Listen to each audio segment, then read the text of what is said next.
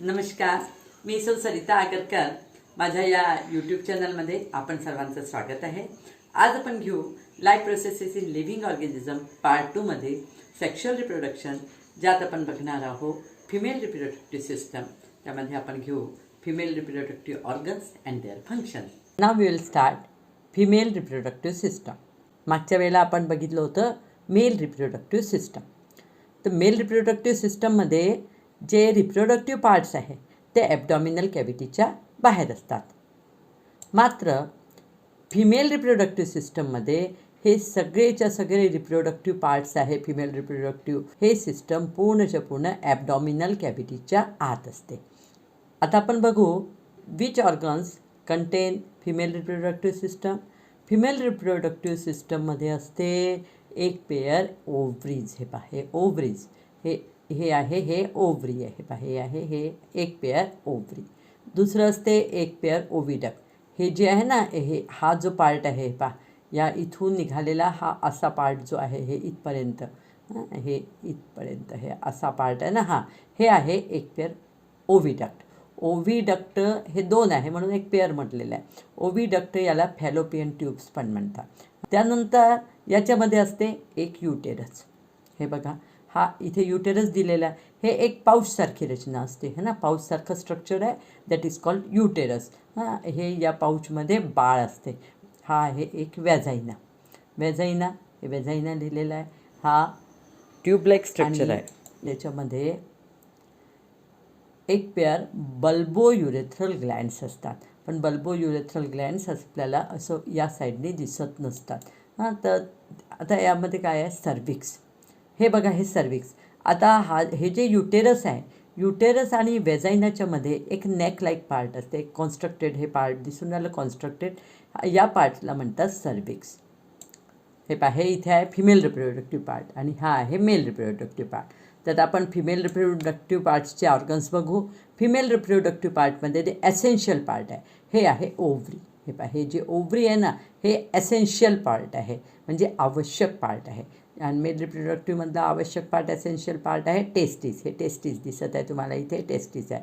आता हे जे ओव्हरी आहे, या ओव्हरीमध्ये काय होते, या ओव्हरीमध्ये एग प्रोड्यूस होतात.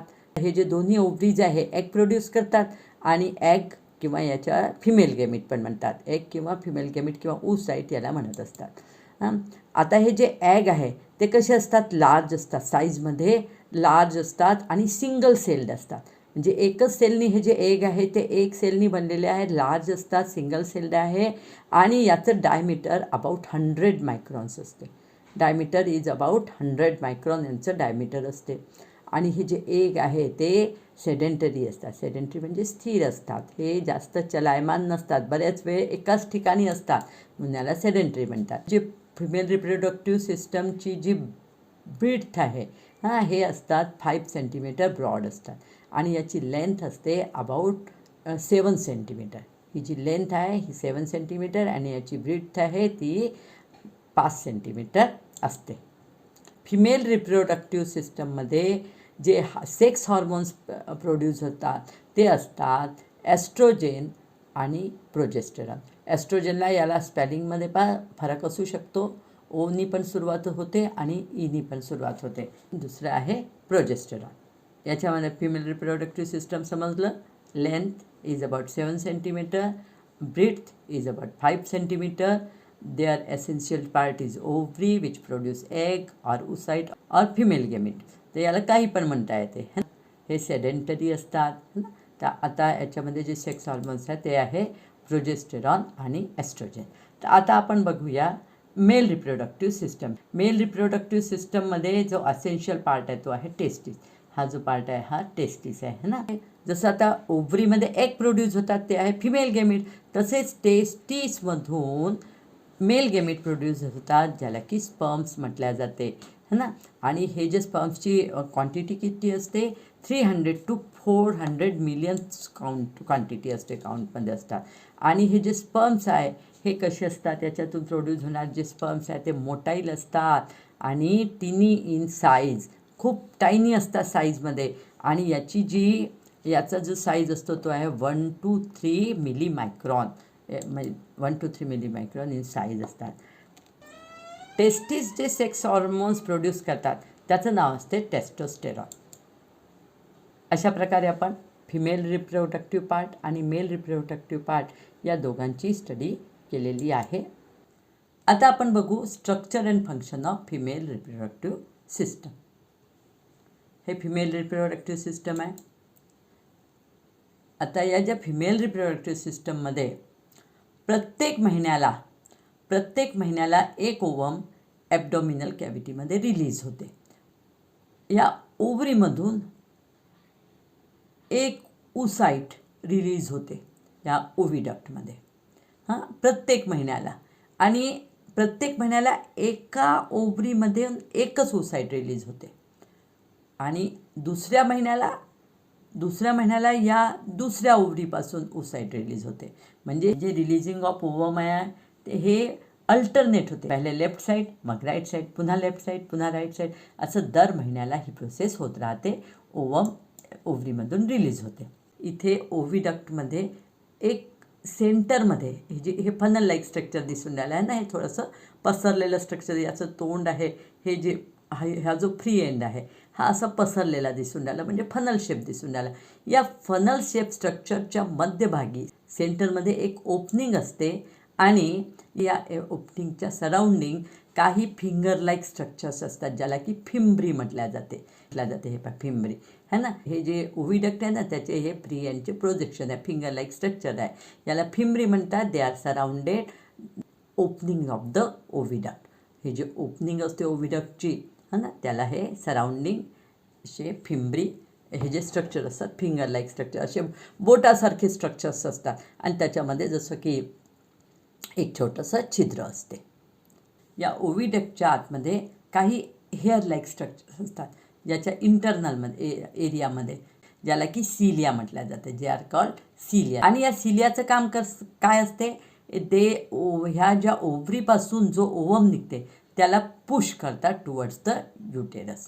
दी cilia pushed outside towards the युटेरसकडे ते त्याला धक्का देतात. म्हणजे हे जे ओवम जे निघालेलं असते, जे उसाईट निघालेलं असते त्याला हे हेअर लाईक स्ट्रक्चर त्याला आता ढकलतात, त्याला बाहेर निघू देत नाही आणि याला युटेरसकडे पुश करतात है ना. मेल रिप्रोडक्टिव्ह ऑर्गन्समधून जर स्पर्म्स आलेत, इथे जे उसाईट आहे तो याच भागाला फर्टिलाइज होतो.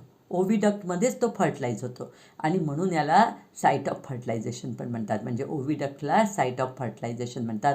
फर्टिलायझेशनसाठी ती जागा देते म्हणून याला साईट ऑफ फर्टिलायझेशन पण म्हटलं जाते. आता आपण बघू फर्टिलायझेशनमध्ये हा एग आहे. हे पहा, हा तुम्हाला उसाईट दिसत आहे, एग किंवा उसाईट. आणि याला किती सारे स्पर्म्स आहे पहा, भरपूर स्पर्म्स आहे. हे जे बारीक बारीक दोऱ्यासारखे स्ट्रक्चर दिसत आहे ना हे स्पर्म्स आहे. हे सगळेच्या सगळे त्या उसाईटला चिपकलेले आहे. हा उसाईट आहे आणि इथे 2-3 स्पर्म्स दाखवलेले आहेत ज्याच्यामध्ये की एक स्पर्म्स हा याच्यामध्ये पेनेट्रेट करून गेलेला आहे. याच्यात पेनेट्रेट झाला, याच्यामध्ये घुसलेला आहे, म्हणजे याच्यासोबत आता युनियन करत आहे, फ्युजन करत आहे है ना. हा स्पर्म या ओवासोबत फ्युजन करत आहे आणि या फ्युजननी काय होईल तर जायगोट तयार होईल. काय होते, जायगोट तयार होते. म्हणजे formation of zygote by union of sperm and ovum is called fertilisation. Ovum आणि स्पर्मचं युनियन झाल्यानंतर जायगोट तयार होतो आणि या प्रोसेसला म्हणतात फर्टिलायझेशन. ओवममध्ये 23 क्रोमोसोम्स आहे. आपण बघितलं आहे की मिओसिस डिव्हिजनद्वारे 23 क्रोमोसोम्स तयार होतात. यामध्ये स्पर्ममध्ये सुद्धा 23 क्रोमोसोम्स आहे. आणि हे जे दोन्हीचं फ्युजन झाल्यानंतर जो जायगोट तयार होतो त्याच्यामध्ये आता क्रोमोसोम्स नंबर असतात 46. ही जी प्रोसेस आहे म्हणजे फर्टिलायझेशनची प्रोसेस आहे ही इंटरनल असते. ह्युमन बिईंगमध्ये, माणसांमध्ये ही जी प्रोसेस आहे ही इंटरनल असते. इंटरनल म्हणजे शरीराच्या आत होते. या प्रोसेसमध्ये कॉप्युलेशन किंवा इंटरकॉर्सच्या दरम्यान मेल रिप्रोडक्टिव्ह सिस्टममध्ये जे सीमेन प्रोड्यूस होते, सीमेन तयार होते, हे सीमेन ते वेजाइनामध्ये टाकल्या जाते.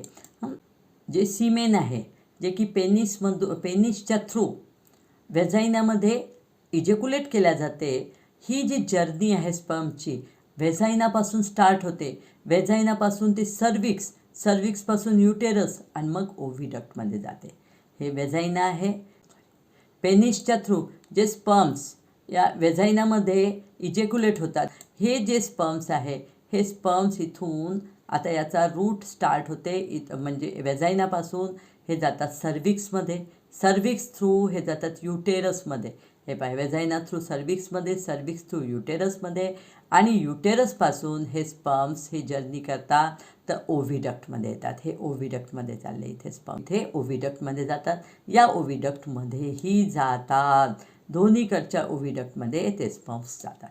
आता सपोज इथे ओवम आहे है ना, हे ओवम आहे, ओवम. तर हे ओवम कुठून आलं आहे, हे ओसाईट कुठून आलं आहे, हे ओसाईट आलेलं आहे या ओव्हरीपासून. या ओव्हरीपासून इथे ओसाईट आलेलं आहे आणि इथून आले स्पर्म्स. हे स्पर्म्स आले इथे, आणि हे स्पर्म्स आणि इथे असणाऱ्या ओसाईट या दोघांमध्ये आता फ्युजन होते, म्हणजे फर्टिलायझेशन होते. आणि या फर्टिलायझेशनद्वारे आता जायगोट तयार होते. जे स्पर्म्स असतात 300 to 400 मिलियन स्पर्म्स असतात. काही फ्यू स्पर्म्सच इथे आलेले असतात. आपण आता मागच्या फिगरमध्ये पाहिलं आहे का, ओवमला चिकटलेले आपण किती सारे स्पर्म्स पाहिले, परंतु ते 300-400 मिलियन्स नसतात. कारण की 300-400 मिलियन स्पर्म्स जरी असले तरी ते या रूटमध्ये ते स्पॉईल होऊन जातात, ते नष्ट होऊन जातात, आणि इथे फक्त ओवमपर्यंत जायसाठी काही स्पर्म्स राहिलेले असतात है ना. काही स्पर्म्स इथे ओवमपर्यंत जाण्यासाठी असतात. तर बाकीचे जे आहे, बाकीचे स्पर्म्स आहे हे रस्त्यामध्ये या रूटमध्ये सगळे मरून जातात है ना, डाय होऊन जातात ते. जर राईट साईडच्या ओव्हरीमधून स्पर्म निघाला असेल, ओव्हिडक्टमध्ये असेल, तर ते स्पर्म्स जाऊन याला फर्टिलाइज करतील. याच्यामध्ये स्पर्म जातील जरूर, परंतु इथे ओसाईटच नाही आहे, ओसाईट निघालेला नाही आहे, म्हणून ते इथे नष्टच होऊन जातील. आणि इथे मात्र इथे ओवम आहे, इथे हे त्याला फर्टिलाइज करतील. ह्या ओव्हिडक्टमध्येच आता फर्टिलायझेशनची प्रोसेस होते. आलं लक्षात तुम्हाला.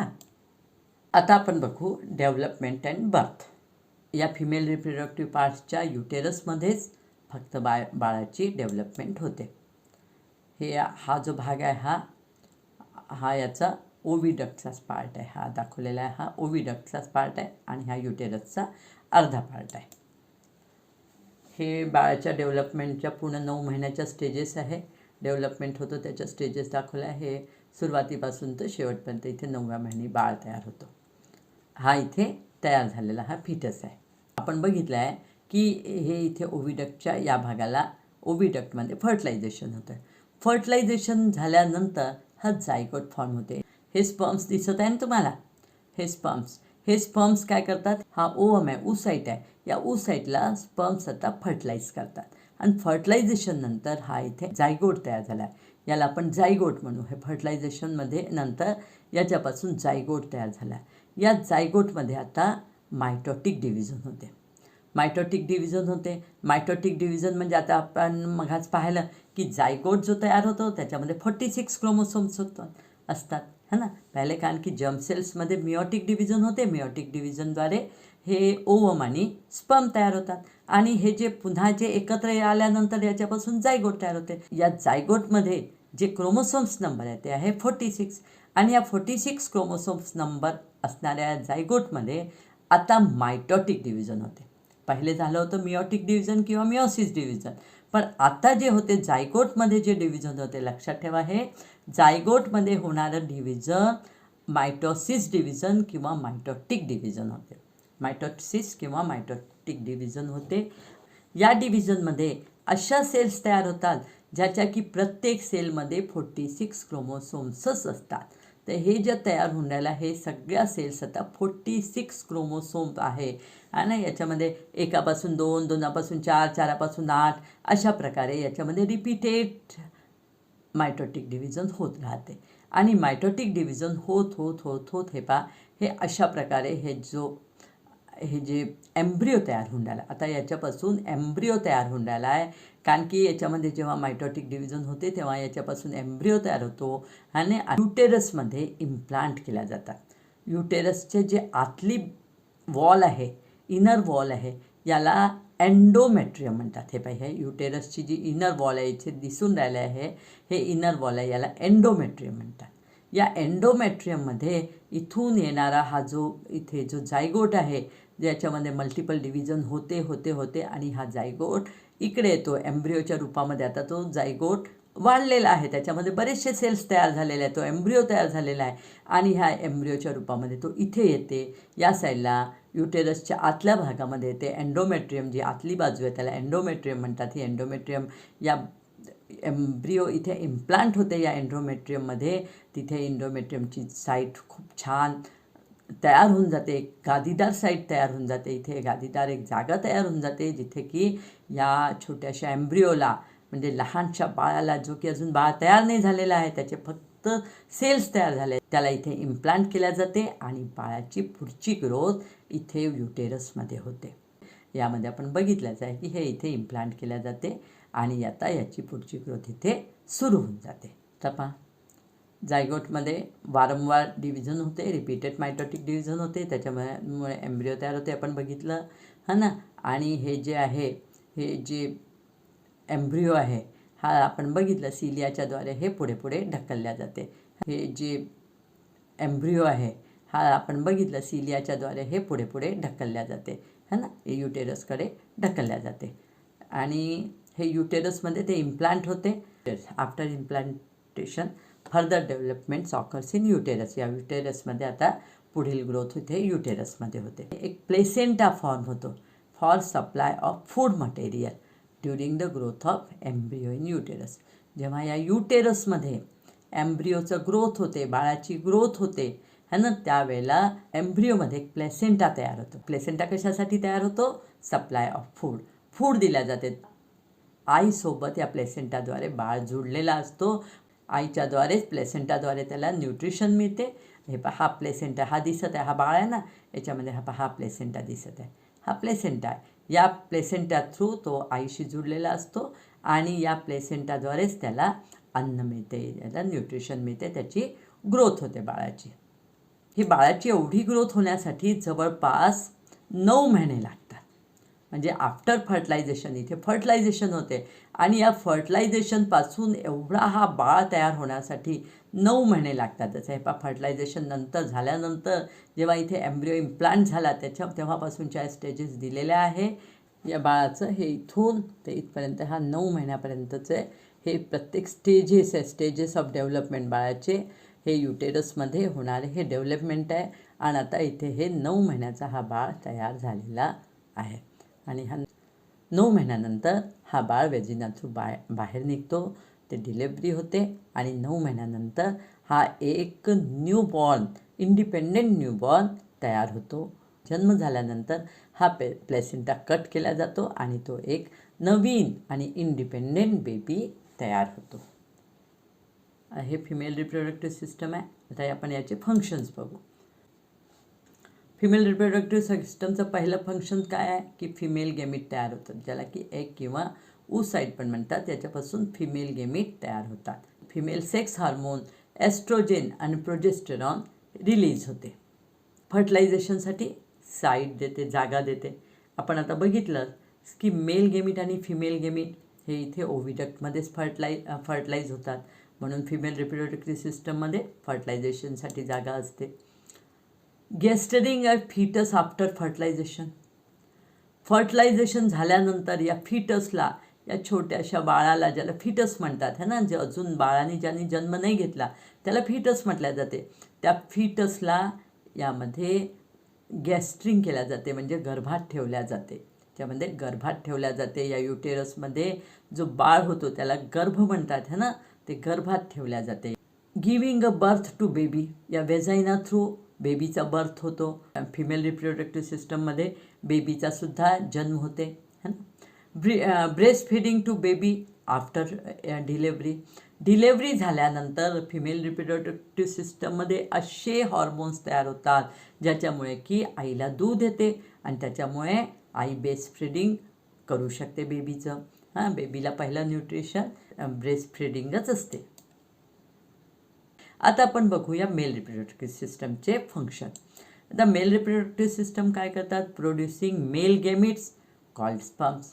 जसे की फिमेल रिप्रोडक्टिव्ह सिस्टम हे फिमेल गेमिट किंवा एग किंवा oocyte पण म्हणतात ते प्रोड्यूस करतात. मेल रिप्रोडक्टिव्ह सिस्टमपासून मेल गेमिट प्रोड्यूस होतात, ज्याला की स्पर्म्स म्हटल्या जातात. मेल रिप्रोडक्टिव्ह सिस्टमसुद्धा सेक्स हार्मोनचं सिक्रेशन करतात. त्याला म्हणतात, जे सेक्स हार्मोन आहे त्याचं नाव आहे टेस्टोस्टेरॉन. आणि फिमेल सेक्स हॉर्मोन्सचं नाव काय, एस्ट्रोजन आणि प्रोजेस्टेरॉन. आणि मेल सेक्स हॉर्मोनचं नाव आहे टेस्टोस्टेरॉन. आपण बघू गॅमीट फॉर्मेशन. गॅमीट फॉर्मेशनमध्ये थ्रू मिओसिस स्पर्म्स, म्हणजे ज्याला की मेल गॅमीट म्हणतात, आणि ओवम, जे की फिमेल गॅमीट म्हणतात, हे फॉर्म होतात. जर्म सेल्समध्ये मिओसिस डिव्हिजन होते आणि त्याच्याद्वारे स्पर्म्स, ज्याला की मेल गॅमीट, आणि ओवम, ज्याला की फिमेल गॅमीट म्हणतात, हे तयार होतात. Sperms produce in man from puberty till death. जेव्हा हे मूल प्युबर्टीच्या स्टेजला असतो तेव्हापासूनच त्याच्यामध्ये, म्हणजे जेव्हापासून 12-15 वर्षापासून प्युबर्टीच्या स्टेजमध्ये स्पर्म्स तयार व्हायला सुरुवात होतात, तर टिल डेथपर्यंत, म्हणजे जोपर्यंत मनुष्य म्हातारा होते तोपर्यंतसुद्धा त्याच्यामध्ये स्पर्म्स तयार होऊ शकतात. इन केस ऑफ वुमेन, मात्र वुमेनच्या केसमध्ये at the time of birth there are 2 to 4 million immature oocytes are present in the ovary of female fetus. आपण बघितलं की हे जे मेलमध्ये प्युबर्टीपासून स्पर्म्स तयार व्हायला सुरुवात होते, तर म्हातारं होईपर्यंत त्याच्यामध्ये स्पर्म्स बनत राहतात. हे स्पर्म्स आणि हे ओवम आहे. हे जे ओवम आहे हे फिमेलमध्ये तयार होतात आणि स्पर्म्स आहे हे मेलमध्ये तयार होतात. हे स्पर्म्स आहे जे की मेलमध्ये तयार होतात आणि ओवम आहे हे फिमेलमध्ये तयार होतात. तर जेव्हा मुलीचा जन्म होते, वुमेनच्या बाबतीत, लेडीजमध्ये जन्माच्या वेळी, म्हणजे at the time of birth, female फिटसमध्ये 2 ते 4 मिलियन इमॅच्युअर oocytes असतात. म्हणजे जन्मतःच तिच्या शरीरामध्ये, तिच्या ओव्हरीमध्ये 2 ते 4 मिलियन इमॅच्युअर स्पर्म्स असतात. हे oocyte प्रत्येक महिन्याला प्युबर्टीच्या स्टेजपासून रिलीज व्हायला सुरुवात होतात, तर मेनोपॉजच्या स्टेजपर्यंत हे रिलीज होतात. मेनोपॉजची स्टेज काय आहे? आपण बघितलं की प्युबर्टीपासूनच oocyte ओव्हरीमधून रिलीज व्हायला सुरुवात होते, तर ते मेनोपॉजच्या स्टेजपर्यंत प्रत्येक महिन्याला एक oocyte रिलीज होत राहते. पण आता मेनोपॉज म्हणजे काय? मेनोपॉज म्हणजे या स्टेजमध्ये functioning of female reproductive system is stopped. Female reproductive सिस्टमचे सगळे फंक्शन स्टॉप होतात. म्हणजे काय होते? सेक्स हॉर्मोन बनत नाही, oocyte रिलीज होत नाही, है ना, बेबीला बर्थ दिल्या जाऊ शकत नाही, बेस्ट फीडिंग होऊ शकत नाही, किंवा कोणती ती महिला गर्भवती पण राहू शकत नाही, है ना. तर ही जी स्टेज आहे, ही स्टेज जवळपास 45 to 50 इयर्सला स्टार्ट होते. ही जी मेनोपॉजची स्टेज आहे ही 45 to 50 इयर्सपर्यंत असते. आणि या वेळेला सिक्रीशन ऑफ फिमेल हार्मोन्स, म्हणजे secretion of hormone in female which controls the functioning of female reproductive system either stops or become irregular. जेव्हा 45 to 50 इयर्सच्या एजमध्ये एखादी लेडी पोहोचते, त्यावेळेला तिच्यातले जे हार्मोन्स आहे ते जे सेक्स हार्मोन्स आहे, जे की त्याच्या रिप्रोडक्टिव्ह सिस्टमला पूर्ण कंट्रोल करतात, हे जे हार्मोन्स आहे हे या तर बनणे स्टॉप होऊन जाते, किंवा मग त्याच्यामध्ये इरेग्युलरिटी येते. तर आता तुम्ही पाहिली असेल की 45 50 इयर्समध्ये जेव्हा कोणती लेडीज पोहोचते तेव्हा तिची जी मेन्स्ट्रुअल सायकल आहे त्याची इरेग्युलर होऊन जाते, ती दर महिन्याला येत नाही, किंवा मग ती हळूहळू इरेग्युलर होऊन हळूहळू ते स्टॉप होऊन जाते, तिला पाळी येणं बंद होऊन जाते.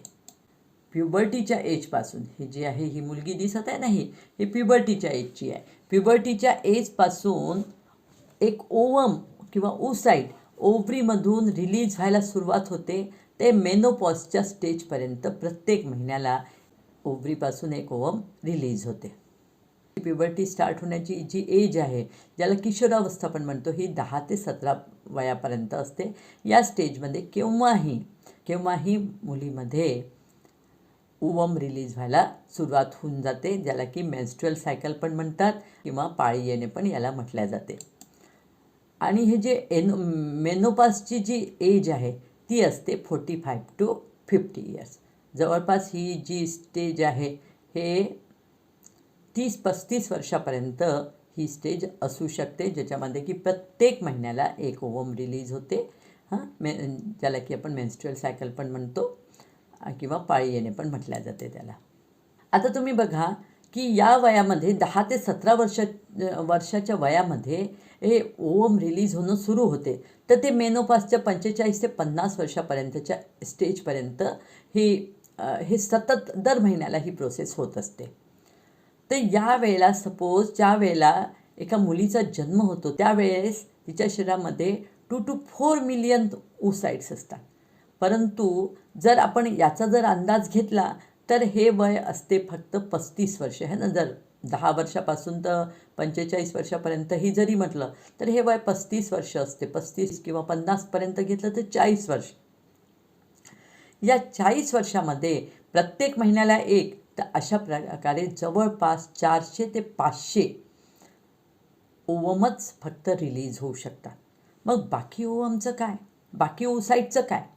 बाकी ओसाइट्स जे आहेत ते सगळेच्या सगळे यावेळी सगळे नष्ट होऊन जातात. फक्त 400 ते 500 ओवमच रिलीज होऊ शकतात आणि बाकीचे जे रिमेनिंग ओसाइट्स आहेत ते डिजनरेट होऊन जातात. मेनोपॉजमध्ये एका लेडीचं वय हे होऊन जाते 45 to 50 इयर्सच्या एजपर्यंत. या वयामध्ये जो ओसाइट रिलीज होतो, म्हणजे जर मेनोपॉजच्या वयामध्ये जर एखादा ओसाइट रिलीज होतो तर तो ओसाइटची एज किती होते, त्याचीसुद्धा 50 वर्ष एज होऊन जाते. कारण की ती लेडी जितक्या वर्षाची असेल तितकं वर्ष त्या ओसाइटचं वय होऊन जाते, कारण की ते जन्मताच असते. तर हा जो 50 वर्षाचा जो ओसाइट आहे ज्या की मेनोपॉजवाल्या लेडीमध्ये रिलीज होतो आहे, तो आता तो कसा असतो, त्याच्यामध्ये डिव्हिजनची ॲबिलिटी नसते. त्याच्यामध्ये कोणत्याही प्रकारच्या त्याच्यामध्ये मिओटिक डिव्हिजन होऊ शकत नाही, त्याच्यामध्ये ॲबिलिटी नसते आणि ते डिमिनिश्ड होऊन जाते. ती ॲबिलिटी संपून जाते, ते कमी होऊन जाते है ना. कारण की त्याच्यामध्ये तो जो ओवम आहे तो फार जुना होऊन जातो, 50 वर्ष जुना होऊन जातो. त्याच्यामुळे जी डिव्हिजनची ॲबिलिटी आहे ती कमी होऊन जाते, ती नष्ट होऊन जाते. आतापर्यंत ती ॲबिलिटी संपून जाते, डिमिनिश्ड होऊन जाते, संपून जाते है ना. त्याच्यामुळे हे जे मिओटिक डिव्हिजन त्याच्यामध्ये कंप्लीट होऊ शकत नाही. मिओटिक डिव्हिजन व्यवस्थितपणे होऊ शकत नाही. ओसाइट अशा प्रकारचं ओसाइट जर फर्टिलाइज झालं तर जो न्यूबॉर्न असेल, जो नवीन बाळ तयार होईल, त्याच्यामध्ये काही ॲबनॉर्मलिटीज असतात. आणि या ॲबनॉर्मलिटीज कोणत्या असतात, याला डाऊन सिंड्रोम म्हणतात. म्हणजे हा जो बेबी आहे हा डाऊन सिंड्रोमयुक्त आहे. तर जास्त वयाच्या लेडीजला म्हणजे मेनोपॉजच्या जवळपास जर लेडीज पोहोचल्या आणि त्यांना जर बाळ होत आहे तर मात्र त्याच्यामध्ये डाऊन सिंड्रोमची शक्यता जास्त असते. समजलं ना तुम्हाला? ज्या जर्म सेल्समध्ये मिओसिस डिव्हिजन होऊन त्यांच्यापासून गॅमिट्स तयार होतात, ते हे जे जर्म सेल्स आहेत ते असतात डिप्लॉइड. म्हणजे त्यांच्यामध्ये क्रोमोसोम्स नंबर किती असतात, 46. आणि जे गॅमिट्स तयार होतात ते असतात हॅप्लॉइड. म्हणजे त्याच्यात क्रोमोसोम्स नंबर असतात 23. जर्म सेल्समध्ये 23 पेअर क्रोमोसोम्स आहे. 23 पेअर याला डिप्लॉइड म्हटलं गेलेलं आहे, कारण की 23 पेअर आहे म्हणून पेअर म्हणजे डिप्लॉइड आहे. तर याच्यापैकी 22 पेअर जे क्रोमोसोम्स आहे, 22 पेअर जे क्रोमोसोम्स आहे ते आहे त्याला म्हटलं जाते ऑटोसोम्स. 22 पेअर म्हणजे किती झाले, 44. आणि 1 पेअर आहे हे सेक्स क्रोमोसोम्स असतात, ज्याला की ॲलोसोम्स पण म्हणतात. जर्म सेल्समध्ये 44 प्लस एक पेअर जर एक्स क्रोमोसोम्सचा असेल तर एक्सेस पण असू शकतो, किंवा मग 44 म्हणजे 22 पेअर आणि एक पेअर हा सेक्स क्रोमोसोम्सचा आहे जो की XY. XY म्हणजे हा मुलाचा आहे आणि XX म्हणजे मुलीचा आहे. हे जे जर्म सेल आहे ना, हे ज्याच्यामध्ये की हे पेअर्ड क्रोमोसोम्स आहे, या जर्म सेल्स डिवाईड होतात, मिओसिस डिव्हिजन होते याच्यामध्ये. आणि जर्म सेल्समध्ये मिओसिस डिव्हिजनद्वारे त्यांच्याद्वारे हॅप्लॉइड गॅमिट्स तयार होतात. हॅप्लॉइड गॅमिटमध्ये कोणत्या प्रकारचे हॅप्लॉइड गॅमिट तयार होऊन जातील, 22 प्लस X, किंवा म्हणजे 22 म्हणजे हॅप्लॉइड झाले ना. आता इथे आपण पेअर नाही म्हणत आहोत, 22 क्रोमोसोम्सच आहे याच्यामध्ये. हे 44चे अर्धे झालेले आहे. 22 क्रोमोसोम्स आहे आणि याचासुद्धा अर्धा झालेला आहे. तर हे एक्स क्रोमोसोम म्हणजे आपल्याला इथे मिळेल, आपल्याला 2 प्रकारचे गॅमेट्स मिळतील, 22+X किंवा 22+Y. जर मेलच्या बाबतीत आपण गोष्ट केली तर आपण पाहू की त्याच्यामध्ये जे हॅप्लॉइड गॅमिट तयार झालेले आहे, की या हॅप्लॉइड गॅमिटला स्पर्म्स म्हटल्या जाते, ते या प्रकारचे याच्यामध्ये 2 प्रकारचे स्पर्म्स तयार होतील. 44+XY क्रोमोसोम्स हे मेलमध्ये असतात, है ना. तर याच्यामध्ये मेलमध्ये 2 प्रकारचे गॅमिट्स तयार होईल. याच्यापासून जर अर्धे झाले तर एका गॅमिटमध्ये एक्स क्रोमोसोम जाईल, दुसऱ्या गॅमिटमध्ये वाय क्रोमोसोम जाईल. तर कसे गॅमिट्स तयार होतील? 22+X किंवा 22+Y. म्हणजे हे हॅप्लॉइड आहेत, 44चे अर्धे झाले आणि हे एका गॅमिटमध्ये एक्स क्रोमोसोम आला, या XY पैकी एका गॅमिटमध्ये एक्स क्रोमोसोम आला तर दुसऱ्या गॅमिटमध्ये वाय क्रोमोसोम आला. म्हणजे 2 प्रकारचे गॅमिट्स मेलमध्ये तयार होतात. मात्र फिमेलमध्ये फक्त एकाच प्रकारचे गॅमिट्स तयार होतात. मेलमध्ये जे गॅमिट्स तयार होतात त्याला स्पर्म्स म्हणतात आणि फिमेलमध्ये जे गॅमिट्स तयार होतात त्याला oocyte म्हणतात, है ना. हे जे स्पर्म्स आहे हे आहे मेलमध्ये तयार झालेले, हे स्पर्म्स आहे, आणि फिमेलमध्ये हे oocyte तयार होते. याला ओवम पण म्हणतात, oocyte पण म्हणतात. फिमेलमध्ये आता पहा आपण 44+XX क्रोमोसोम्स आहे. मग याचे 44चे अर्धे किती झाले? 22, आणि XXचे अर्धा X. म्हणजे एका गॅमिटमध्ये पण 22+X जाईल तर दुसऱ्या गॅमिटमध्ये पण 22 पण X जाईल. म्हणजे हा फिमेलमध्ये जे गॅमिट्स तयार होतात ते सगळे एकसारखेच असतात. त्याच्यामध्ये जे chromosomes number, haploid chromosomes number 22+X हेच क्रोमोसोम नंबर असतात. इथे पहा, इथे तुम्हाला दिसत आहे हे मेल आणि फिमेल. मेलमध्ये 2 प्रकारचे क्रोमोसोम्स आहे, हे 22+X आणि 22+Y, आणि फिमेलमध्ये 22+X अशाच प्रकारचे क्रोमोसोम्स तयार झालेले आहेत. आता लक्षात ठेवा काय म्हणतात ते पाहू. Sperms and oocytes are produced by meiosis. हे जे स्पर्म्स तयार झाले, स्पर्म्स आणि हे oocytes हे मिओसिसद्वारे तयार झाले आहे. मिओसिस कुठे झालं? जर्म सेल्समध्ये. जर्म सेल्समध्येच मिओसिस झाले आणि त्या मिओसिसपासून जे गॅमिट्स तयार झाले ते गॅमिट्स म्हणजे स्पर्म्स आणि ओवम, तेच गॅमिट आहे. मेलमध्ये तयार झाले स्पर्म्स आणि फिमेलमध्ये तयार झाले ओवम. आपण बघितलं की जर्म सेल्समध्ये मिओसिस डिव्हिजन होते आणि गॅमिट तयार होतात, है ना. स्पर्म्स तयार होते आणि ओवम तयार होते. पण हे केव्हा तयार होतात हे जरा आपण बघूया. मेलमध्ये स्पर्म्स बाहेर रिलीज होण्याच्या पूर्वीच रिप्रोडक्टिव्ह डक्टमध्ये मिओसिस डिव्हिजन कंप्लीट होते. फिमेलच्या बाबतीमध्ये आपण बघितलं की ओव्हिडक्टमध्ये फर्टिलायझेशन होते. ओव्हिडक्टमध्येच ओवमचं जे फर्टिलायझेशन होते, ओवमला स्पर्म्स जेव्हा फर्टिलाइज करतो हे होते ओव्हिडक्टमध्ये. तर ओव्हिडक्टमध्ये फर्टिलायझेशनच्या वेळीच ओव्हिडक्टमध्येच हा जर्म सेल्सपासून oocyte तयार होते. पुन्हा एकदा रिपीट करू. मेलमध्ये सिमेन रिलीज होण्याच्या पूर्वी मिओसिस डिव्हिजन डक्टमध्येच होऊन जाते, परंतु फिमेलमध्ये ओव्ह्युलेशनच्या नंतर फर्टिलायझेशनच्या वेळीच जर्म सेल्समध्ये oocytes तयार होतात किंवा मिओसिस डिव्हिजन होते. इथे एक फॅमिली दिसत आहे, हे कपल आहे. या कपलला एक मुलगी आहे आणि एक मुलगा आहे. मेलमध्ये फर्टिलायझेशनच्या वेळी एक्स आणि वाय क्रोमोसोम्स असतात, म्हणजे नेक्स्ट जनरेशनसाठी तो यात एक्स क्रोमोसोम कंट्रीब्यूट करतो किंवा वाय क्रोमोसोम कंट्रीब्यूट करतो. आणि फिमेलमध्ये मात्र फक्त एक्स क्रोमोसोम्सच असतात जे की नेक्स्ट जनरेशन क्रिएट करू शकतात. फर्टिलायझेशनच्या वेळी जर मेलमधून जर एक्स क्रोमोसोम येतो आणि फिमेलच्या एक्स क्रोमोसोमसोबत फर्टिलाइज करतो तर नक्कीच होणारी चाइल्ड गर्ल असेल, कारण की वडिलांपासून तिला एक्स क्रोमोसोम मिळालेला आहे आणि आईमध्ये तर एक्स क्रोमोसोम्सच असते, म्हणून होणारे चाइल्ड हे गर्ल आहे. परंतु जर वाय क्रोमोसोम वडिलांपासून आलेला आहे, तर त्यांनी फिमेलच्या आईच्या एक्स क्रोमोसोमसोबत फर्टिलाइज केलं. त्या आईच्या एक्स क्रोमोसोमसोबत वडिलांच्या वाय क्रोमोसोमने फर्टिलाइज केलेलं आहे, तर आता जो जायगोट तयार होते त्याच्यामध्ये XY क्रोमोसोम्स असतात, म्हणजे होणारा चाइल्ड हा बॉय असते. इथे तुम्हाला लक्षात आलं असेल की मुलगी होणं किंवा मुलगा होणं हे फक्त वडिलांच्या क्रोमोसोमवरच डिपेंड करते, कारण की वडिलांमध्येच एक्स क्रोमोसोम आणि वाय क्रोमोसोम्स असतात. एक्स क्रोमोसोम जर वडिलांपासून आलं तर होणारा चाइल्ड मुलगी होईल आणि वाय क्रोमोसोम जर वडिलांपासून आलं तर होणारा चाइल्ड हा बॉय होईल. तरी अशा प्रकारे हा जो मॅन आहे, हा जो माणूस आहे, वडीलच टोटली याच्यासाठी रिस्पॉन्सिबल असतात की मुलगा होईल किंवा मुलगी होईल. तरी पण आपल्या समाजामध्ये फक्त मुलीला दोष दिला जातो, लेडीजला दोष दिला जातो की तिला मुलगीच होते, की तुमच्या लक्षात आलेलंच आहे. आणि त्यामुळे ही गोष्ट आपल्याला सगळ्यांच्या लक्षात आलेला पाहिजे आणि हे जे फिमेल फिटिसाईड आपल्याला स्टॉप करायला पाहिजे. जी स्त्री भ्रूणाची जी हत्या केल्या जाते, त्याला जन्माच्या पूर्वीच मारून दिल्या जाते, ते आपल्याला स्टॉप करणं गरजेचं आहे. कारण की स्त्री जर जगात आली नाही तर काय होऊ शकते बघू आपण एक छोट्याशा कविताद्वारे. तर गर्भ गिराओगे कन्या का, माँ किसको कह पाओगे.